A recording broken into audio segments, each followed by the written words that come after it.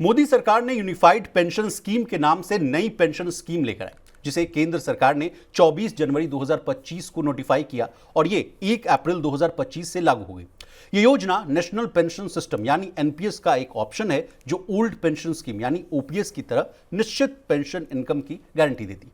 सरकार ने इसके कई फायदे गिनाए, कहा कि इससे assured family pension, minimum pension, inflation indexation, gratuity के साथ साथ टैक्स बेनिफिट भी मिलेगा। लेकिन इन सब के बावजूद शुरुआत में सिर्फ 1500 लोगों ने यूपीएस को ऑप्ट किया। इस फेल्योर के बाद सरकार ने केंद्रीय सरकारी कर्मचारियों को इस स्कीम में शामिल होने के लिए 30 सितंबर 2025 तक का समय दिया। लेकिन ताजा अपडेट यह है कि अब तक सिर्फ 24 लाख में से सिर्फ 1 लाख कर्मचारी ही यूपीएस में आए। कई कर्मचारी संगठनों का कहना है कि साफ सुथरी जानकारी नहीं मिलने और नियम समझने में दिक्कत के कारण लोग जो है फैसला नहीं ले पा रहे हैं, इसलिए उन्होंने 2 महीने का और समय मांगा है। प्रवीण सर, क्या फिर से तीसरी बार जो है क्या डेडलाइन बढ़ जाएगी क्या? देखिए, जो कर्मचारी संगठनों के साथ इसी सोमवार को मुलाकात हुई वित्त मंत्रालय के अधिकारियों की, और उसके बाद कल भी सारा दिन जो है वित्त मंत्रालय और पेंशन विभाग जो है उनके अधिकारियों के बीच में इस चीज़ को लेकर माथापच्ची होती रही कि आखिर अब इस स्कीम का करना क्या है। पिछले हफ्ते तक का जो डेटा आया है उसमें 24-25 लाख जो केंद्र सरकार के कर्मचारी हैं उसमें से महज 1 लाख लोगों ने इसको ऑप्ट किया है। नंबर बहुत कम है, हमने कल भी इस बात को डिस्कस किया था कि नंबर बहुत छोटा है। लेकिन अब बड़ी बात यह है जो आपके कर्मचारियों के संगठन है उनका ये कहना है कि दूर दराज के गांव देहात के लोगों तक इसकी स्कीम के फ़ायदे या जो सरकार ने इसमें बदलाव किए इसको और ल्यूक्रेटिव बनाने के लिए, मसलन 25 साल की जगह 20 साल पे लेके आए एश्योर्ड पेंशन को, फैमिली बेनिफिट्स जो बढ़ाए गए, उनकी जानकारी जो आम केंद्र सरकार के कर्मचारी हैं जो दूर दराज के गांव इलाकों में, आप कहना चाह रहे हैं सर कि जो सरकार के द्वारा दी गई जो जानकारी है और प्रचार प्रसार है वो दोनों अपर्याप्त है? ऐसा कर्मचारी संगठनों का कहना है। और इसी लिहाज से फिर उन्होंने 2 महीने के इसको एक्सटेंड करने की मांग की है। लेकिन पिछले अगर आप 1-1.5 हफ्ते या 2 हफ्ते का अगर आप वक्त देखेंगे तो उसमें सरकार ने अलग अलग माध्यमों के जरिए बड़ी पैमाने पे इस चीज़ का प्रचार प्रसार करने की कोशिश की। सोशल मीडिया पे वित्त मंत्रालय के अधिकारियों जिन्होंने ऑप्ट किया है यूपीएस, उनके वीडियोस और इस तरह की चीज़ें सोशल मीडिया पे डाली गई, इसके फ़ायदे बताए गए। इसके बावजूद अभी तक जो नॉमिनेशंस हैं या जो एनरोलमेंट हैं वो बहुत कम है। 1 लाख का नंबर जब 24-25 लाख कर्मचारियों के सामने आता है तो वो कम नंबर आता है। मुझे ऐसा लगता है कि सरकार अब इसको शायद ही बढ़ाने का फैसला करे। उसके पीछे एक बहुत बड़ी वजह यह है कि सरकार ने कुछ दिन पहले ये एक बड़ा फैसला किया था जो वित्त मंत्रालय के उससे आया, जिसमें सरकार ने ये कहा कि आप जब चाहें यूपीएस से आप एनपीएस में वापस लौट सकते हैं। तो एक शिफ्टिंग का मौका सरकार ने यूपीएस से एनपीएस के लिए दे दिया था, नॉन रिवर्सिबल।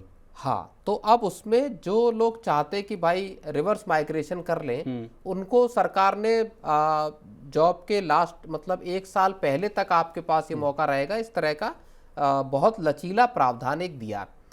इसके बावजूद अगर सिर्फ 1 लाख लोग आए हैं तो अब आप चाहे 2 महीने बढ़ा दीजिए, चाहे इसको 4 महीने बढ़ा दीजिए, इसका इम्पैक्ट बहुत ज़्यादा होगा नहीं। अगर 2-4 लाख 5 लाख कर्मचारी भी अगर इसमें शामिल हो जाते 20-25 लाख में, तब हो सकता है इस तर्क को माना जाता कि साहब बहुत सारे लोगों तक जानकारी नहीं पहुंची या चीज़ें नहीं पहुंची है। तो मुझको ऐसा लगता है कि इस बात के अब आसार बहुत कम है कि सरकार यूपीएस को अब और एक्सटेंड करे।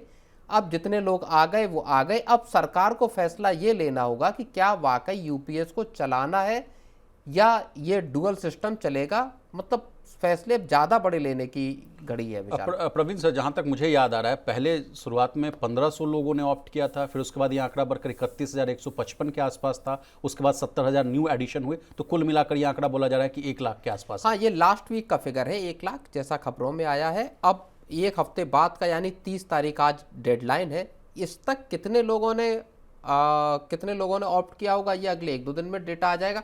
हो सकता है सरकार कल ही इस बात का डेटा जारी कर दे। प्रवीण सर, क्या कर्मचारी वर्ग में इस बात की भी जो कंफ्यूजन है कि जब सरकार ही कंफ्यूजन में है कि लोगों को कह रही कि पहले आप एनपीएस से यूपीएस में जाइए, अच्छा फिर ठीक है रुकिए एक बार का ऑप्शन आपको दे देते हैं, आप फिर यूपीएस से एनपीएस में भी आ जाइए, क्या ये बहुत बड़ी वजह मानी जा रही है? बिल्कुल, ये बड़ी वजह है जहां सरकार खुद ही इस बात को लेके एश्योर नहीं है कि जो स्कीम वो लेके आई है वो वाकई इतनी कारगर है।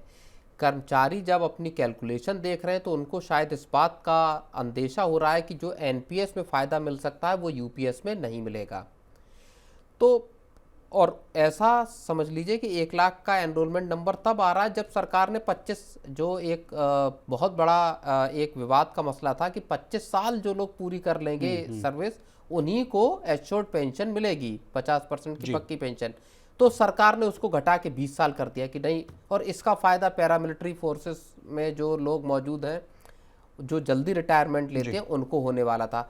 तो इसके बावजूद अगर नंबर इतना ल्यूकवार्म है, टैक्स बेनिफिट्स वाला, हाँ बिल्कुल, तो जब इन तमाम फायदों के देने के बावजूद अगर रिस्पॉन्स इतना ल्यूकवार्म है, इतना हल्का है, तो इसका मतलब ये है कि सरकार अब इसको चाहे, हो सकता है सरकार बढ़ा भी दे कुछ उससे, आज डेडलाइन है सर, आज डेडलाइन है, लेकिन मुझको लगता नहीं कि इसका आप 2 महीने या 3 महीने भी बढ़ा देंगे तो इसमें कोई बहुत ज़्यादा बदलाव आने वाला है। जी सर, कई कर्मचारी और जो यूनियन की मैं बात करूँ वो तो पुरानी पेंशन स्कीम को भी कह रहे हैं कि सरकार उसी को ले आए तो बड़ा बेहतर होगा, क्योंकि इसमें कहा जाता है कि बिना कंट्रीब्यूशन दिए हुए एश्योर्ड जो है जो पेंशन की बात है वो मिलती है, तो बेहतर तो रहता है कि ओपीएस ही आ जाता तो बढ़िया था। नहीं, तो ये जो नंबर कम आया है इसका एक मतलब ये भी समझिए कि कर्मचारियों के पास मौका होगा कि वो सरकार पे इस बात का दबाव बनाए कि फिर से आप ओपीएस को लेके आए, क्योंकि आप जो स्कीम लेके आए जिसको लेके टीवी सोमनाथन तब जब फाइनेंस सेक्रेटरी थे उनकी अगुवाई में कमेटी बनी और उसने ये पूरी की पूरी स्कीम पेश की और उसका ऐसा रिस्पांस आया है, तो फिर सरकार को इस बात पे सोचना पड़ेगा और कर्मचारी इस चीज़ का प्रेशर बना सकते हैं कि साहब आप जो स्कीम लेके आए उस पर तो कोई राजी है नहीं।